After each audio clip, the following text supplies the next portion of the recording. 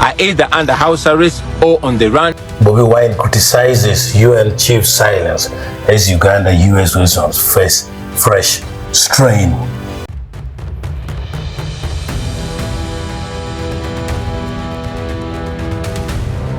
Opposition leader Robert Chagulanyi, popularly known as Bobi Wine, has expressed disappointment over what he described as the silence of United Nations Secretary General Antonio Guterres on alleged human rights violations in Uganda during his visit to the country. Speaking in a video released from an unknown location from his hiding, Bobi Wine said the UN chief had failed to address gross human rights violations, including alleged abductions and the suppression of democratic freedoms.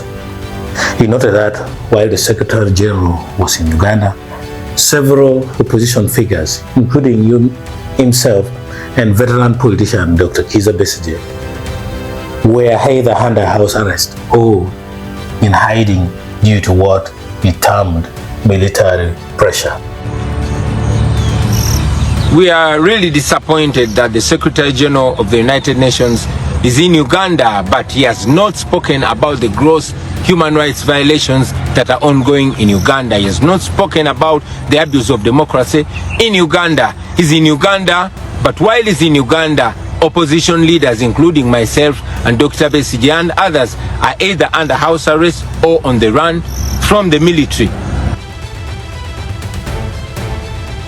The remarks come amid heightened diplomatic tensions between Uganda and the United States following a series of controversial social media posts by Uganda's Chief of Defense Forces CDF General Muhoozi Kainerugaba. In the now deleted post, General Kainerugaba accused the US Embassy in Kampala of involvement in opposition activities and announced the suspension of military cooperation with the United States.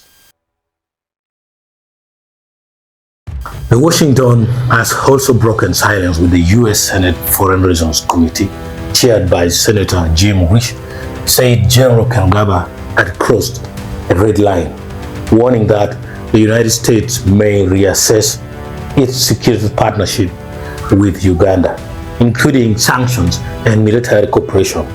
The committee described the conduct as reckless and cautioned that it posed risk to American personnel, U.S. interest, and regional stability. In a subsequent reversal, General Muhoozi Kainerugaba issued an apology, saying he had acted on incorrect information. He confirmed that he had deleted the tweets spoken with the U.S. ambassador, and the military cooperation between Uganda and the United States would continue.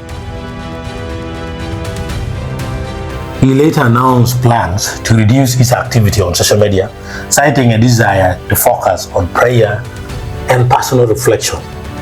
Uganda's long-standing security partnership with the United States has been a key pillar for regional cooperation, particularly in counter-terrorism efforts. However, the latest developments, coupled with renewed allegations of human rights abuses by opposition leaders, have intensified scrutiny for Uganda's governance and its relations with international partners. On the other hand, the U.S. Embassy in Uganda has also revealed they will reduce sharing information on their official X account.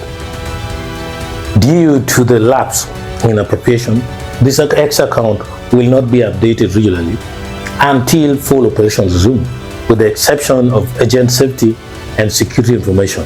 At this time, scheduled passport and visa transit services in the United States and at U.S. embassies and consulates overseas will continue during the lapse in appropriations as the situation permits.